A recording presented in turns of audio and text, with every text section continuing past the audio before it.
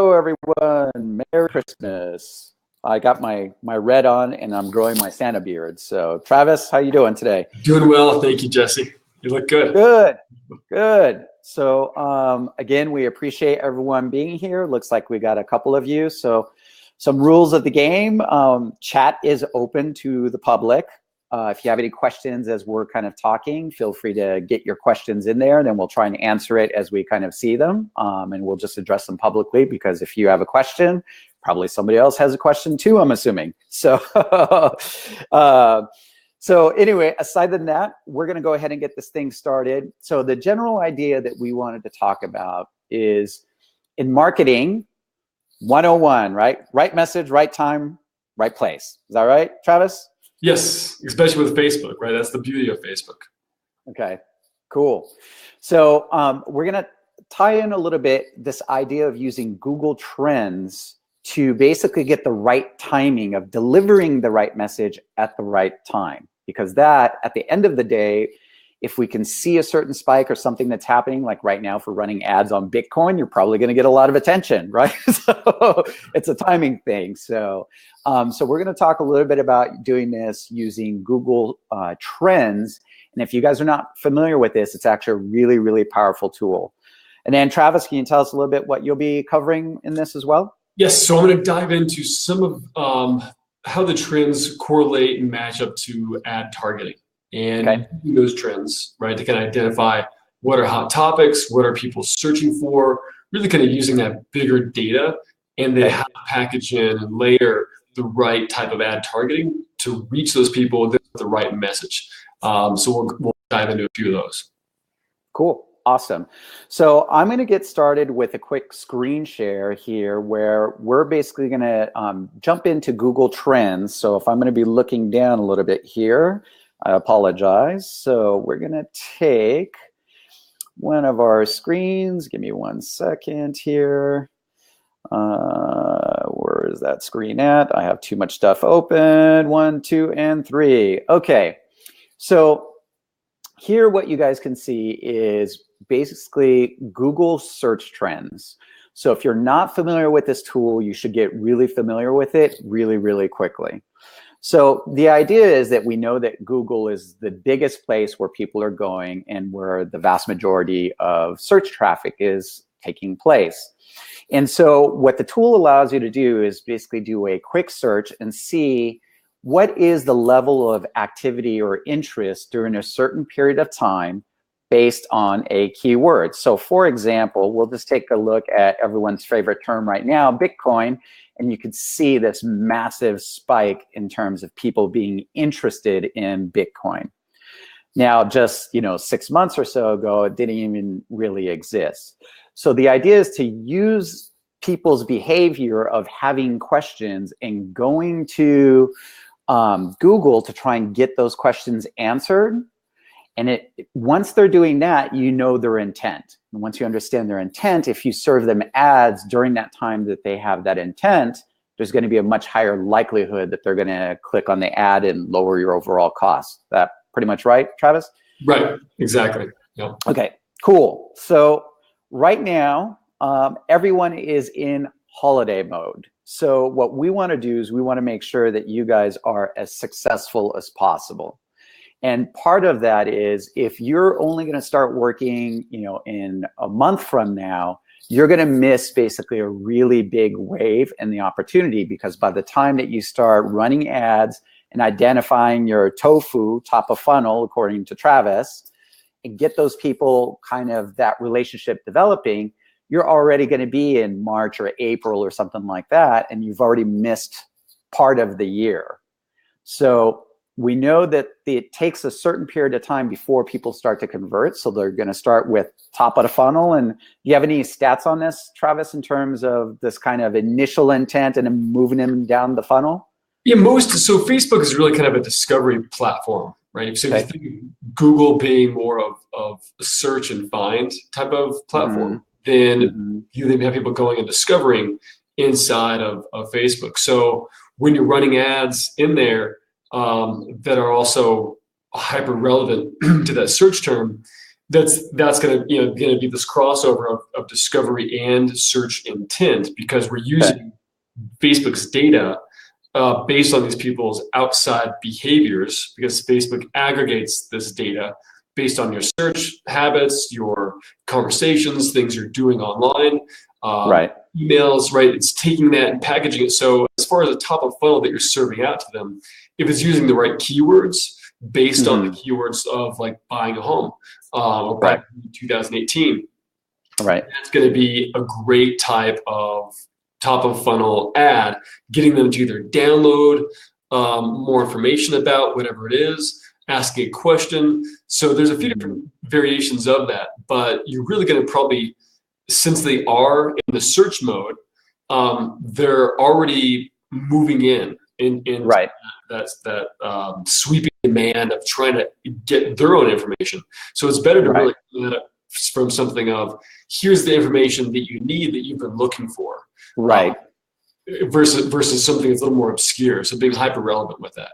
So kind of top of the funnel, the idea is to identify the people that might have that interest at scale by doing where the intent of the keyword is kind of broad. And we know that if we can identify those kind of people, the logical thing is, if we use our example of, let's say, buying a home, odds are they're going to buy a home. Now, they might not buy a home today, but they might just be starting the educational process and making their way down that funnel, because next will be search terms like find a home in a specific city, which is going to be a little bit tighter middle of the funnel.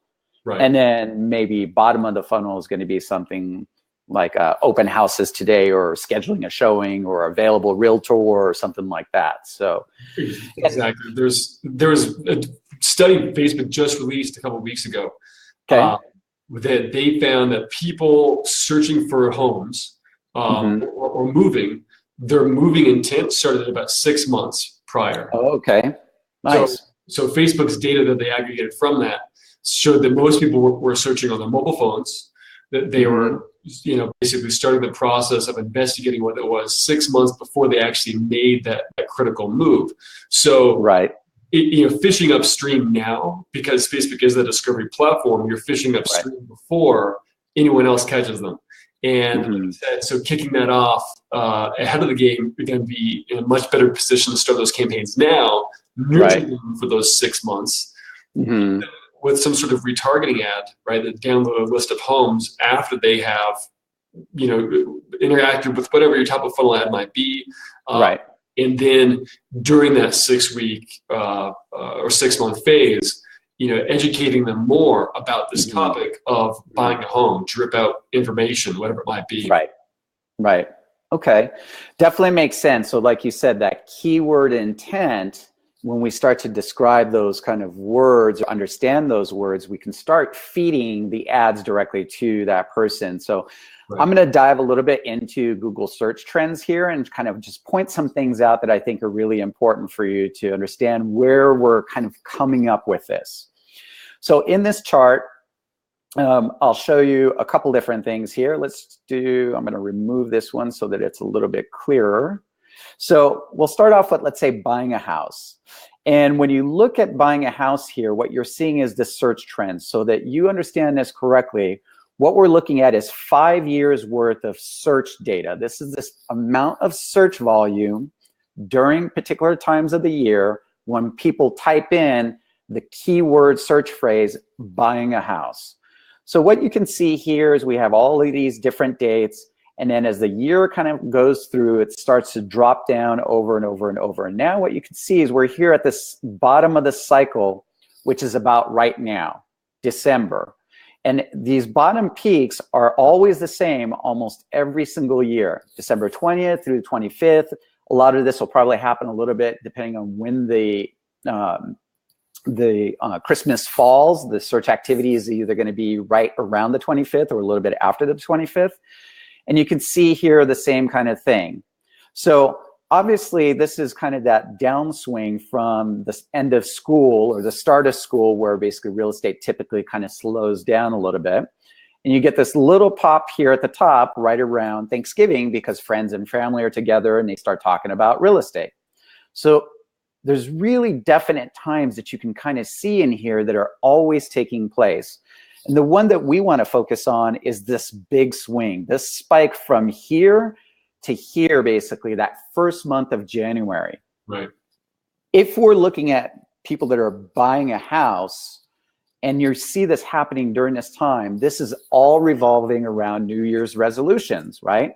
If we think of New Year's resolutions, what people are thinking about is, I'm going to lose weight, I'm going to save money, and I'm going to buy a house. And so what kind of information do you think we should be targeting or sending to these people during this point in time, Travis? What would be like a good ad to identify and ride this wave up and, you know, obviously get all these people pixeled? Exactly. Yeah, start to ride that wave. I would target people based on that they have typed in. Well, actually, do you want me to share my screen and show you? Yeah, sure. Let me stop sharing. I'm going to hand this over to you, and that should be all good. All right. Let's see if I can share my screen. All right.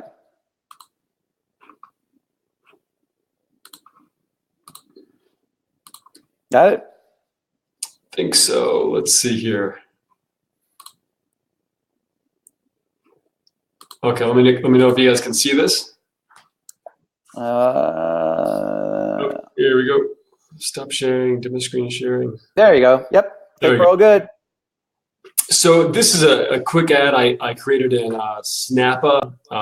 It's a simple ad editing software there, but this is one where, you know, we're offering basically a guide. So the complete guide on buying a home in 2018. So they're using the hyper relevant keywords in the ad is kind of the start, and then also naming the year, right? You know, the people are going to hyper associate this new year with that goal. In their search term of buying a home. So that's one of the biggest things that we would do there, and then show the, you know, the imagery, give them to download it, and then from there, really inside the ad targeting, you know, so all of this information, so you can see that these are interests, and then there's behaviors, there's different things like this. So for everyone watching, this is data that Facebook is aggregating from your behaviors and habits, from the pixels that are out there, right? There's the search habits, the things that you're doing. So if you're going on and you're typing in, or you're interested about buying a house, then this is a keyword, right? Search term that Facebook is going to pick up based on what you're doing. And then, from the idea that maybe that website that's about buying a house that has content has a like button. And when you're landing in there or on that page that has that like button, they're creating that association between this cookie, basically, or this person, and this website that's about this topic. There's some kind of association that's probably created there. And this goes across the entire internet that has all of those like buttons. Is that the way that they're kind of tracking you on these other websites, per se? Yes. That, and then kind of a little more broad of, so a lot of these websites all have the Facebook pixel on installed on them. So the Facebook pixel is recording basically every click, every move, you know, what people are doing on the web pages, how long they spend, what they're typing in.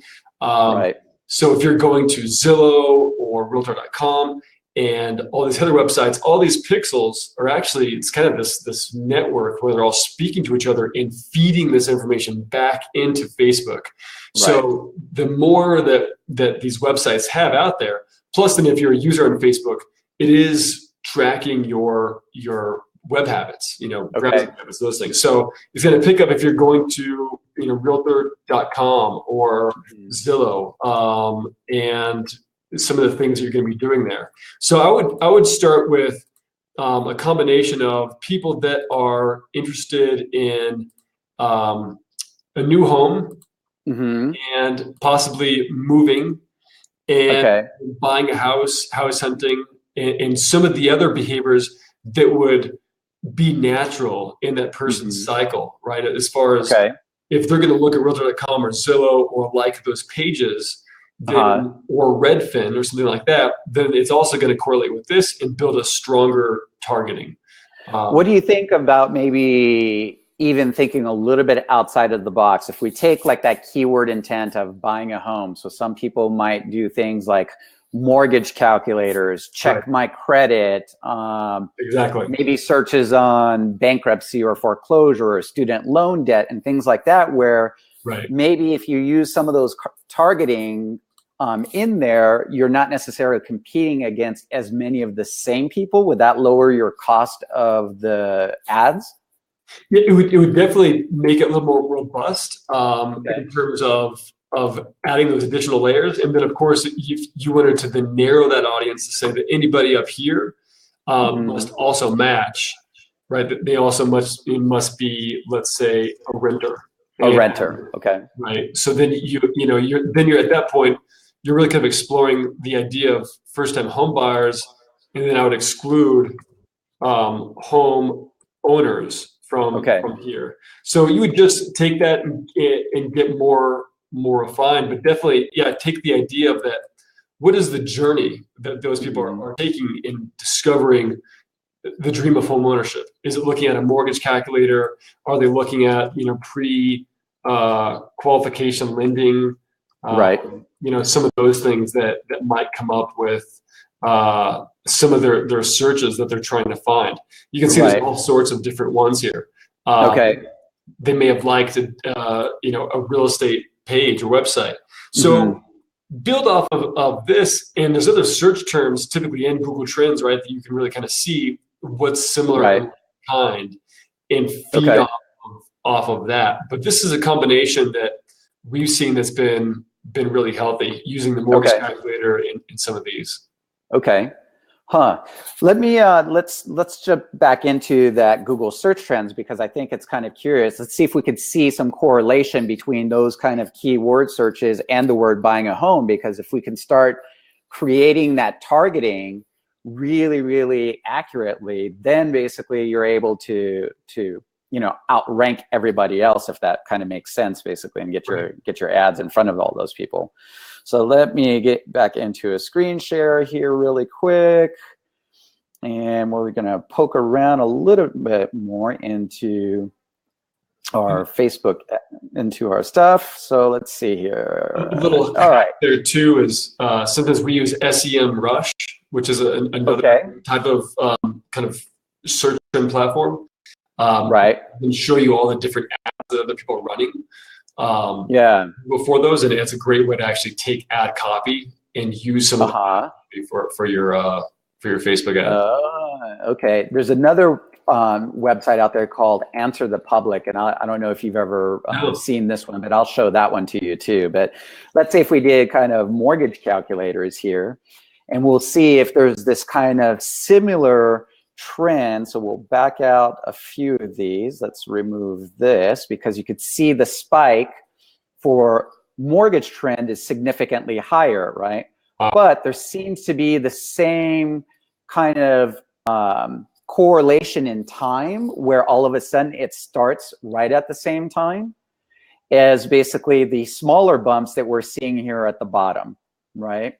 So this idea of kind of layering those two, what in a roundabout way initially would seem disparate, because you're like, hey, if I'm a real estate agent targeting people buying a house, what does a mortgage calculator have to do with it?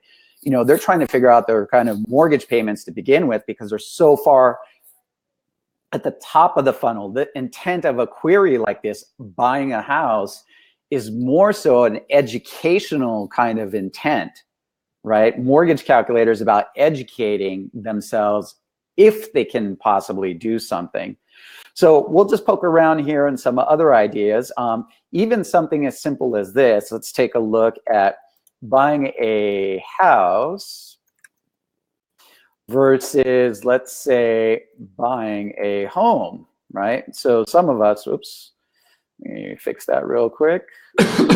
Buying a home. So in all actuality, oops, let me remove this. Sorry about that. I'm doing this on the fly, guys. So buying a house. There we go. All right. So really almost the same keyword, but even the word selection itself if we take a look at what people are inserting inside of Google, look at the difference between the two, right? Right. Us as professionals, we might be thinking like, we want to use buying a home because it sounds more professional and more like the way we should be speaking. But the reality is that most people are using buy a house by a pretty wide margin here. Right. Have you ever done any testing or in terms of the difference between the actual word usage like this? We have. We split tested earlier this summer. There's a campaign where we looked at, it was more towards sellers about understanding how much their home was worth. And they were using a lot of instant valuation calculator, or and so some of the verbiage was really odd, and not as far as grammar, it was a little not as clean. But we decided to just go with it, and that particular one actually had a higher click-through rate and generated more leads using the actual terms that people were typing in to beat out any other term. Because it is subconscious, right? If the general public is using that verbiage, then you need to speak directly to them to make sure it's hyper relevant. The ad copy, the call to action, everything in there should really use certain words that everyone is using. So it's a great way to add that into higher conversion. Okay. So the idea that if you're using words that they're subconsciously thinking about that and they see that in your advertising, that naturally is going to attract them a little bit more than if you're using some other word that may not be in their subconscious or even in their vocabulary possibly. So and if you tie it to a question, because if people are searching for this, then of course it's a question, right? It's their question. So if you then tie the ad copy to the search term and say interested in or how can I buy a house in 2018, or what's the right way, whatever the search term is, add a question mark to really provoke it, and then have that just as a one-liner. So that way it's immediately top of mind based on the search term, based on the targeting. Okay. Definitely makes sense. So here, as we're kind of talking, I'm using kind of some different search terms and just showing some of the ideas. And what you can see is even sellers, this becomes a beginning of the year kind of process, right? They're thinking about sell my house or selling my home. And you can see, again, these spikes coming up in January of every year that's kind of taking place, with the peak season being a little bit further down into the year where people are seem to be basically looking into this, which is almost kind of an interesting phenomena that I wouldn't really have been thinking about. So as we're kind of playing around in here. So what have been some of the kinds of content or words that you think, you mentioned basically something about home valuation for sake of conversation. Right. So what was like a combination of those words that kind of stood out to you? Is it like instant home value or something? Instant home estimator calculator, I believe one was that, and then the other one is instant home value calculator. Okay. But they're based on, and then the other one was, there's, so really just kind of branching around the home value. Right. Okay. Yeah, so we could see here, so home value calculator has actually got a pretty big spike. And if we look over, these few years, we could see these points that really kind of spike up certain periods of time. So here, if we look at March or possibly April, this is right around tax time and things like that. So it might have some implications around, people basically talking to their tax accountant, talking about, well, if you owned a home, you're going to get a bigger tax deduction. So this might be where basically these searches are kind of coming around and you're seeing these little peaks and valleys. So we'll stay focused a little bit on the idea of these buying a home. And I'll show you some more myopic kind of search trends that are basically taking place. Buying a house, we'll just use this for sake of conversation. And so some of the dates that we want to take a look at in here you'll see that there's one that comes up usually. Let me see. Right around here, you're going to see that there's a spike that happens the week after Valentine's, and it's almost every year on the dot. And so if we think of, proposals and things like that that are happening during that specific time, and we know that there's a spike of people looking for buying a house, this might be a great way to start running some targeted ads saying like recently engaged, thinking about buying a house together. Would that be some kind of ideas that you would run around, specific timeframes? So definitely. So yeah, I would start to ramp that ad up just a little bit before. So you can start to get some reach and exposure and get some social proof on it. And then as it hits those, a few days before, hits those dates. So you can really leverage that theme. As you see, more and more marketers are really they're starting their Black Friday ads, like 2 weeks before. Everything really is almost like 2 weeks before. So you really start to ramp that up.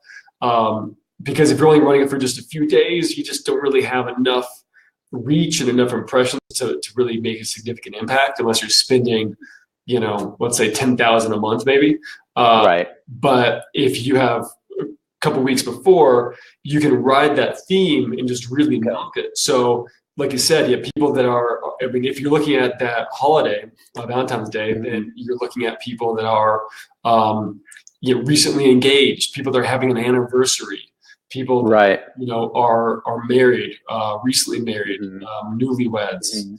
So and you can go through those different segments of how long they've been newlyweds, 6 months, those kind of things, right? And adding that type of targeting and really building it around there. And then it might, have some different offshoots of things that they have been doing, like buying a house.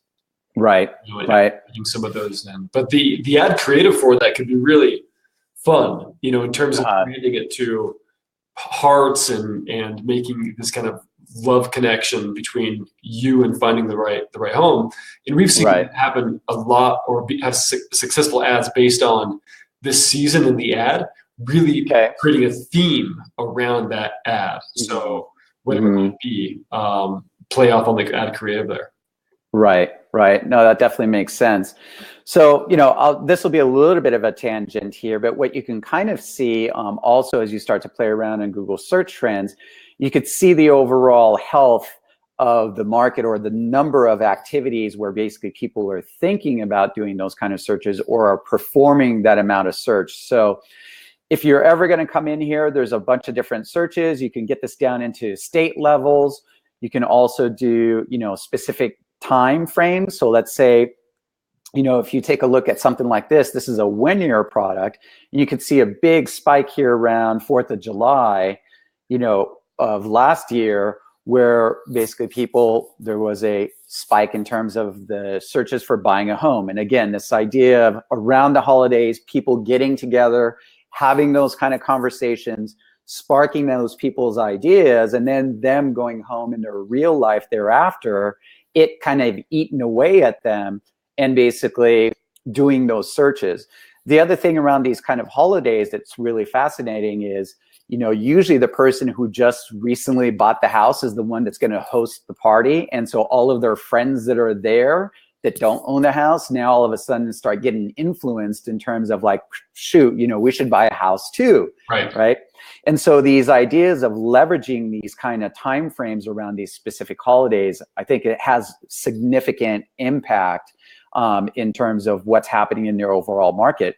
So here, this is just kind of interesting. If you look at the United States over the last 12 months, and you can kind of see the trend is softening a little bit in terms of the overall search trend. So this obviously is just a seasonal part of things slowing down. But if you start to narrow down into some of these kind of items, I think you'll find that it coincides also with what you're seeing in the market as a whole. So if there's less people searching for these themes and you feel that your market is maybe a little bit slower in your local market, you can start to narrow down and get down to a really myopic level here and see where all of the activity is taking place. So you can even start finding additional keywords or phrases, as you were kind of talking about. Like here, if we were running an ad in California, this might be the headline that we should be using, right?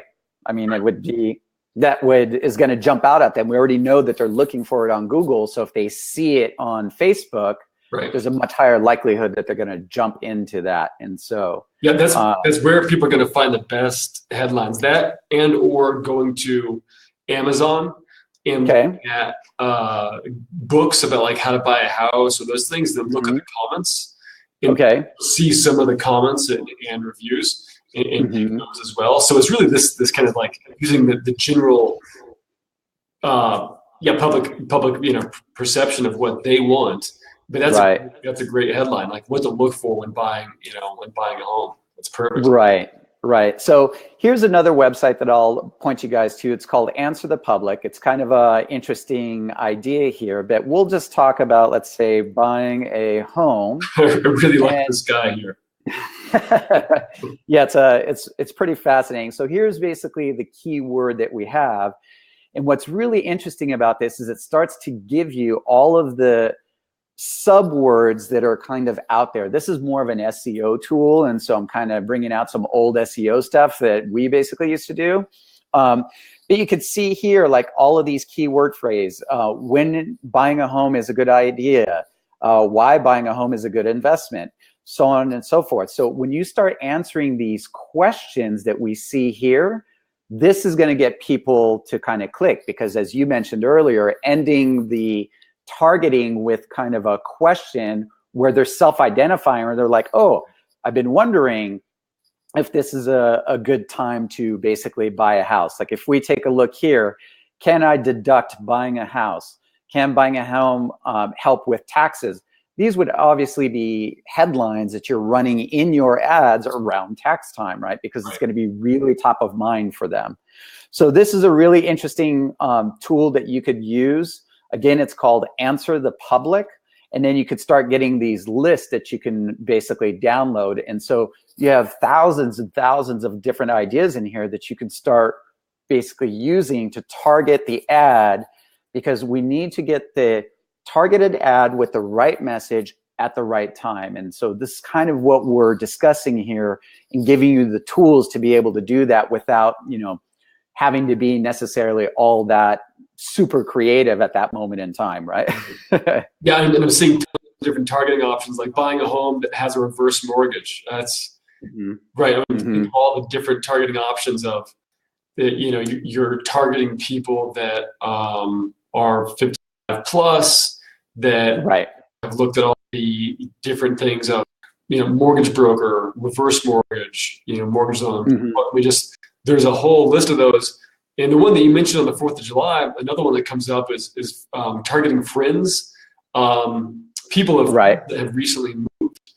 And if you think of the social proof and natural habits of where your friends move into a new neighborhood, they bought a new house, and you're that's going to be something that's going to be a question in your mind: is now the right time?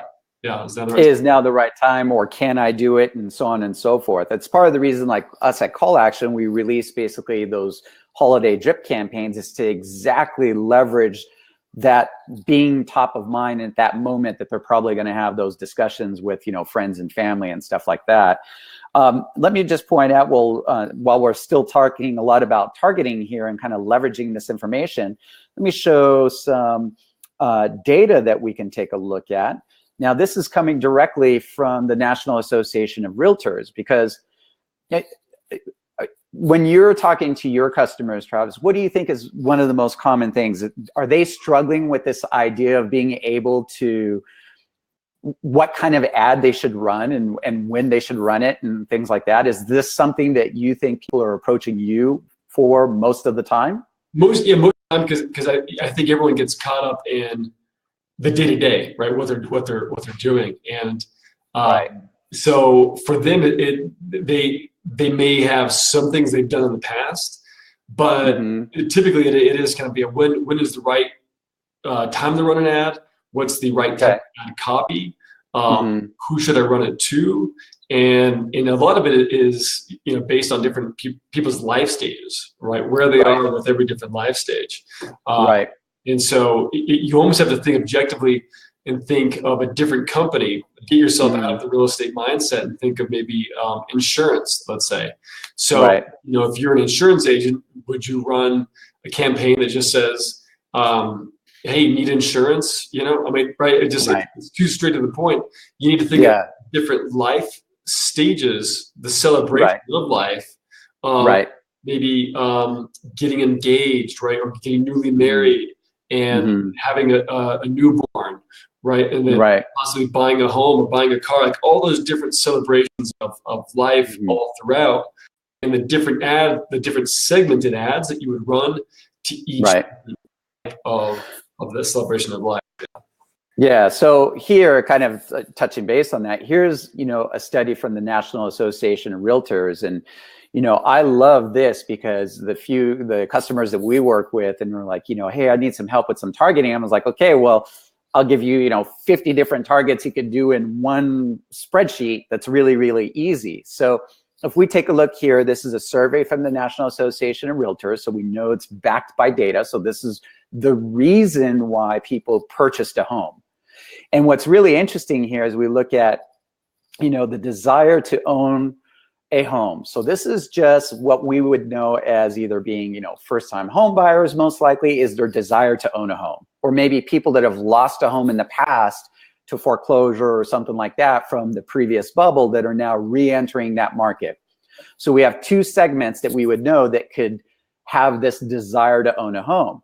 Now, where this starts to get interesting is that we have all of our targeting is right here available to us. So we can easily start to say like, okay, I should target, unmarried couples. So people that are engaged that want to own a home together.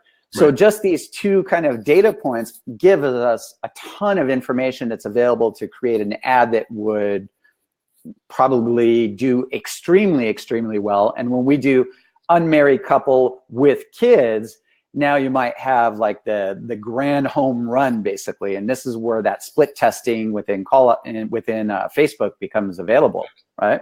And think of that as move up buyers, right? Those are people that are also homeowners, have children in the home under the age of, let's say, 13, and they are also interested in buying a home, and you exclude renters, and then you have a combination of buyer seller leads that are need to move up. Yeah, so move up and move down buyers definitely that's a great combination inside of this. Right, and when we take a look at, like, let's say this simple chart here, we could see what they're thinking about based on their age and kind of their composition and whether they have kids or not as well, basically. Because let's say here, desire to be closer to family, friends, and relatives, this is high, it looks like, from a single female, as well as, empty nesters that are probably having grandchildren because there's no kids in the home. So these guys are probably downsizing and moving back. So, studying the available data, looking at these different trends can give us, a ton of different insight. And I think what you're sharing with us is this idea of, including factors and excluding to kind of narrow more the messaging is probably more important than going super broad. Is that kind of... Yeah, taking the more relevant you can get, right? I mean, so if we go back to the right message at the right time, that goes into also excluding people, because that's part of Facebook's beautiful nature, is to be able to exclude people that the ad is not going to be relevant to. So if you're targeting single females, you need to exclude males, and we also then need to exclude married couples. And the ad copy and the ad creative really speaks to that individual. And if you take the case in let's say, you're competing against a larger company, like Coca-Cola or Pottery Barn, whatever it might be, and they're spending, they're spending $25,000 a month in Facebook ad spend, and you're only spending maybe $100, dollars a month in ad spend. But yet they're targeting very similar people maybe in your audience. Who do you think is going to win? Well, you would normally think that it's going to be people spending, the tens of thousands a month. Right. In some cases they might, but those that have the most hyper relevant campaign, and you have a relevant score in your Facebook ad campaign that gives you an indicator from 1 to 10 how relevant it is. If your Facebook ad has a high relevant score and you're spending only $100 a month, you're going to outbeat the competition of spending 10, 20,000 a month. Right. Because your ad is hyper relevant, and Facebook that has a value system. The value system, one of the highest things up is the value experience of the people that are the user base. So you got to protect that user base by providing them highly relevant content. So with that, then you're excluding that. Okay. Yeah. You touched base on saying, let's say the ad for single females. How important do you think is that the image almost directly coincides with the target?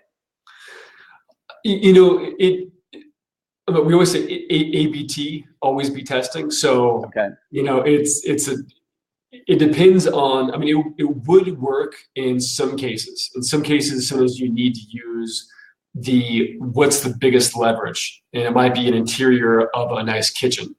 So if you got to think of more aspirational type of terms sometimes, where if someone is thinking about a really beautiful brand new kitchen that gorgeous white countertops, does that speak to a certain individual versus then a certain image that they can relate to? We have found with baby boomer couples using images of baby boomers has been successful. But sometimes you might have then millennials that they have a different idea of how they identify, and that needs to be something that is a little more eye-catchy and different. So but yes, ideally you do want to have some of your ad copy and imagery match in the continuity. And one of the biggest things, if you're sending someone outside of Facebook and it's not a Facebook lead ad, then you need to make sure that there's a trail of continuity, that your ad image and the actual or more of the ad copy is going to really continue out to whatever page you're on the landing page, wherever you send them to. They want to feel the transition from one to the other needs to be seamless, basically, as they're kind of going down. Right. In the targeting, we know that, I think recently, and you're going to know this way more, is, I think that Facebook is really starting to limit some of the targeting. Is there any big things that they're not allowing you to really kind of target on anymore? I mean, is age and those kind of things still available, or? So empty nesters is no longer available. That was depreciated recently. There was the size of the home, which was also depreciated. There's several different things that they've taken off the plate and typically they do that if they see that it's not being used, or if it folds and packages in to another type of targeting. So what about stuff that kind of is relating to, let's say, fair housing or anything like that? I thought there was a little bit of, I was reading through some of the boards that people were saying oh, my ad's not getting accepted anymore. And I used to run this all of the time. And there was some talk of some fair housing stuff, with discrimination and things like that. Is there any really hot buttons that you're seeing that you're not allowed to do anymore? And we test pretty much everything, but so I think a lot of that coincided with, there was an issue of some people, the algorithm created a different type of interest targeting that was anti-Semitic in a way, and so that then interrupted some of the algorithm. They took that out. When they took that out, they took away all job titles and different things. They brought those back. But when Facebook gets its algorithm updated, like it did about 2 weeks ago, then ads get shut down randomly. Mean learning just gets kind of wonky and for a few weeks. And so we saw a lot of ad accounts or ads getting shut down temporarily, but then they're right back up. What you typically see, and we have to click on this button every single day, is a thing that says your ad may be in violation. Right. Not in violation. And really that's Facebook covering their butt and saying, we see targeting people, and you're in real estate or whatever it might be. So they're trying to keep themselves clean. They're trying to keep themselves, they're doing their job, but we run a lot of different Facebook ad campaigns. We have not seen anything have any ad accounts been shut down based on different variations of targeting. Not to say that they have before, but I think that, so one of the things they took out was race, right? So you can't target, a specific race. So that's, and that's probably an option that they, is good for them not to have. But be be mindful of some of those things, but at the same time, this is a marketing game. Big data to make sure that you get the best results. So, when you're creating your campaigns, don't be afraid to exclude certain people that aren't going to identify with the ad. It's either not going to be relevant, it's not going to be helpful to them, it's not going to be successful. But ad targeting of what's available, what's not is kind of an iffy game to discover it. Do you find that the cost of running ads goes up the more specific you get, or does it go down? It's a great question. That depends on the community you're targeting, some of the markets. But when you get a little more specific and you have a very specific and your audience gets smaller, sometimes it can cost more, because data needs more data. So if you think of the size versus the actual being too niched, it depends on it. But when you start to get below, a certain type of audience that's cold, a cold audience you've never run ads to, and let's say it's an audience of 16,000 people, it might be more expensive based on being too laser focused. But really, if I go back to the relevance score, is your best friend. So a higher click-through rate is going to get you a higher relevance score. A higher relevance score is going to bring your ad cost down, your cost per click, your cost per impression, your cost per lead. It's all going to go down if you have a higher relevance score. If your relevance score goes down, if you have like a 3 or 5 relevance score, then your cost is going to go up.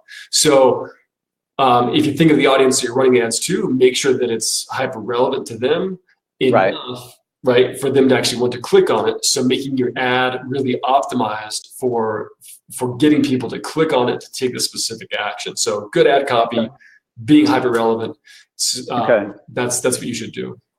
So, obviously what we've kind of been talking here with this idea of this Google trend and really kind of capping on this early cycle that we're seeing, this top of funnel. What I'm going to consider basically buying a home is kind of top of funnel. You want to start addressing your cold audience right away, because the people you start identifying today, if Facebook is telling you they're going to close in 6 months, this is all of your business that's going to close in the summertime. We're identifying them today.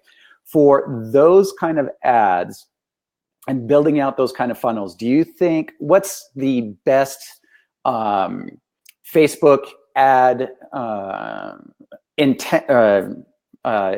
In other words, is it the engagement? Is it the reach? Is it the lead ad? Like we have those different kind of funnels that you can use, or the outcome of those ads. Since we're kind of in the early stage and really in a roundabout way, just trying to pixel and educate, I'm going to think at the top of the funnel so that you can start to get those people to self-identify. What's the best type of ad unit they should be running for those kind of people? For those kind of people that are in the discovery phase of it, I would run them to something that has very low barrier to entry. So that would possibly be either a video that you could run. It's, let's say, a 45-second long video that you could use something like Lumen 5. If you guys haven't seen Lumen 5, it's a great video system where basically you can write a little blog post and it'll take those words and instantly assign images to them and create a video. And it's really fast and it's free. So something like Lumen 5 to create a short video about the process of buying a home, you know, some of the keywords that you're using, or send them just to a blog post that has a Facebook pixel on it, right? And the blog post would basically be about, you know, how to buy a home in 2018. Here are the top 5 things you need to look for. And listicles, or whatever we call listicles, like the top 5 things, right? That you should, those get a high click-through rate. So I would send them to that, make sure it's pixeled, and target them within a Facebook lead ad to download maybe the complete buyer's guide, right? Further down the line. Or download all the list of homes, you know, say, hey, we've compiled a list of homes for all the properties that are positioned to sell within the next 90 days. Prices starting at $299,000. Download the entire list today, get access to all the photos, pricing, and details, and that's a Facebook lead ad form. Have, you know, follow those people around with that ad for the next 30 to 60 days, get them to download, and then, you know, send, and then when they download, you know, send them to your property IDX, but then make sure you have some sort of text message response right away. That's like the biggest conversion we see is automation, right? Automated text messages going out that are going to really, you know, because that's that bottom of the funnel conversion piece now. So that's something where like call action comes into play, where then you really kick that off and then have those trips. They're going to be nurturing those people, and really getting them to respond. So that's what I would build for this. Yeah, we've done a couple, some of our mutual customers, where it's basically a Facebook lead ad that dumps into basically a call action text drip campaign that's custom built. That is almost kind of just nurturing. It's not even like, hey, convert right now, but it's continuing that place of contribution, saying like, hey, I sent you this link of some open houses recently, and you know, oh, by the way, like here's something on cleaning your credit, and just keep basically that conversation going, so they feel like they're starting to make a connection with you at the end of the day. So, and I would mention, and I forgot to mention, so when you're running a video view campaign. So what you're doing there is you're then gonna get as many views as you can, right, to that audience. You're gonna then retarget anybody that watched, let's say, over 50% of the video, right, or 75% of the video, and then retarget them with a Facebook lead ad. So that's going to be a self-identifying, right, or that's going to be that segmentation of going. If someone watched 50% of this video about the top, you know, the things you should look for when buying a home in 2018, then they're going to be the right prospects to run an ad to. So then you're creating a custom audience, retargeting those people with that. And that's called like a carpet bombing strategy or blockbuster strategy, where you're just running, and it's the easiest way to build a custom audience is just to run it to them. So that's the best way. So some of the other things that I've seen out there, and then we've experimented with, let's say Barry, one of our customers, is you'll see some people that run the ad, and then at the top of the ad, inside of the contacts, they'll have either the link that is the same as what the button link is, so they'll display a link. And with, let's say, for example, one of our customers, Barry, what we've done is we've done text for info in the top of that ad copy. Is there particular reasons why we should run that link at the top? I know that we've seen success with the text for info because it seems less friction, but what about having a link there and having a link on the button? What's the kind of the difference between the two? Because I think in Facebook reporting, it actually shows if there was a link click versus a button click. Right, so it's really about people's natural behavior of looking at an ad and their eyeballs kind of dance around, and what what is in the conversion optimization process. If someone sees a bit.ly link that's kind of hyperlinked, that's the path of least resistance. Okay. Right, clicking on that, and they feel that that might be safer, or it stands out. Right, it's different from the rest of the format of the ad. Right. We typically run two of them, so we'll have, click here, and then have another one that's at the top, and one towards the bottom of the ad copy, and then the call to action. And it's almost like a native ad. So native ads are those ads that you see at first. You're like, oh, am I friends with this person? I don't really know. Right. It doesn't look like an ad, right? And that's part of that is that it lowers, right. your guard, and you go, oh, well, that's not an ad. That's interesting. I'll click on that. Yeah, so it almost looks like maybe a friend has shared the blue link that is what everyone has come to know as the internet, right? We're all looking for the stupid blue link to click on that's going to turn that purple shade. So maybe having that is available. So we're getting ready to wrap this up. We got about 5 minutes left. We got a couple questions that have come in. So Kyle Wessel is asking, yeah.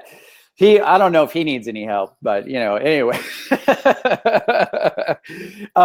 he wanted to find out, what do you think? You mentioned a new Facebook algorithm change. How should what's the effect on us right now? And is there any maybe tips you can share us that we should be, using to take advantage of that algorithm? So in just to kind of answer what Kyle had asked, in terms of bait? Yeah. So bait engagement is, if you've ever seen those Facebook Live kind of, chopped up 4 squares of, click this for the hearts, click this for the smiley face, voting kind of style. Facebook's getting rid of that, or click share, those kind of things. So those, first it was clickbait stuff that they got rid of. Now they're on engagement bait. Really, the engagement bait really has to be blatant. From what I understand, and what I talk to Facebook about, is that it has to be really blatant bait, where it's almost spammy in a way.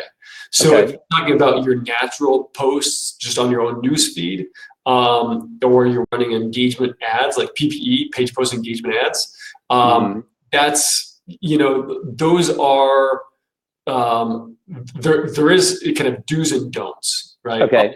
If you have to work really hard to be spammy, then Facebook is going to pick up on that, right? Whatever it is.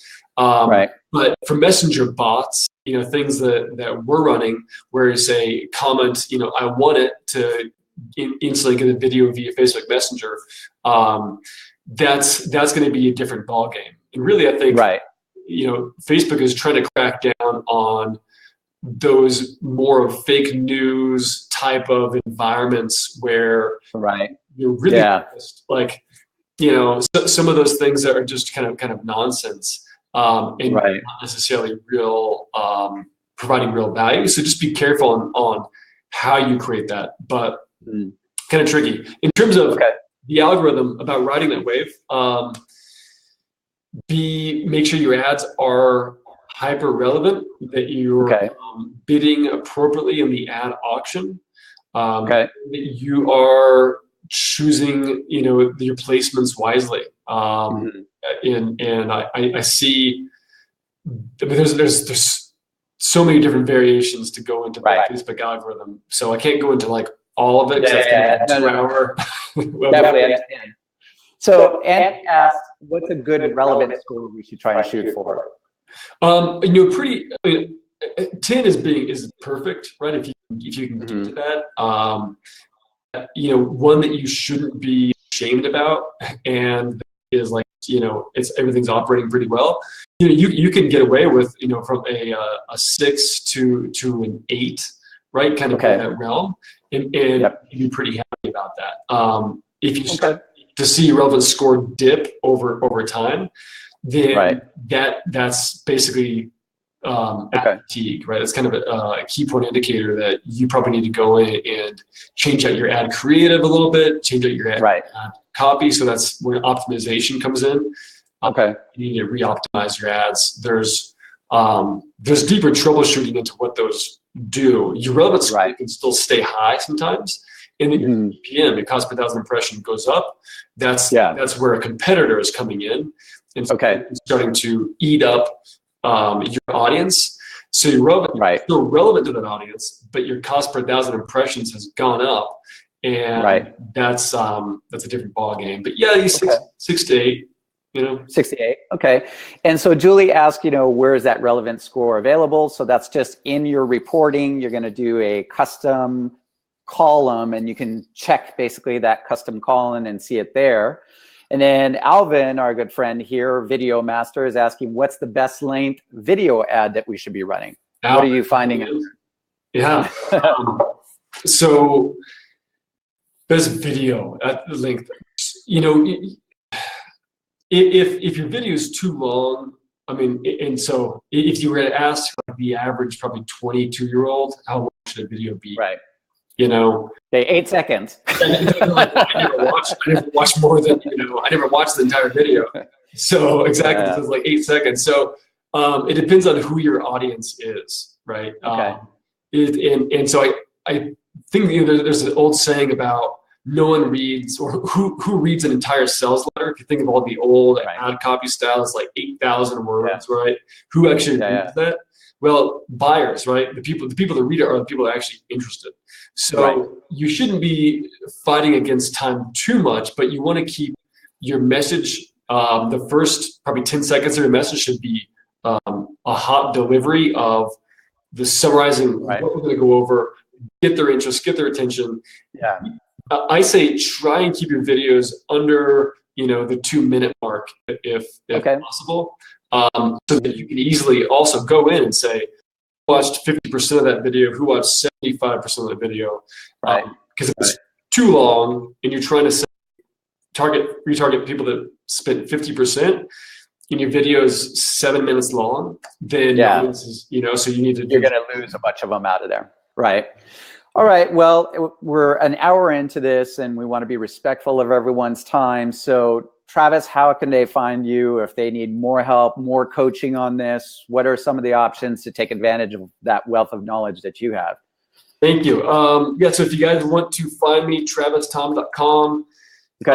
There's lots of great free training on there. Lots of great different blog articles and updates, things about exactly what we're talking about. And I offer Facebook coaching and training for real estate agents. We do a deep dive into all of these kind of strategies from basics to advanced. And we have a really hands-on type of type of program. We also have a Facebook advertising agency where we run those Facebook ads for you if you don't want to do it. So you can get all the information there at TravisThom.com. Cool. And if anyone has any more questions, let me know or send them my way. But Jesse, thank you very much for having me on.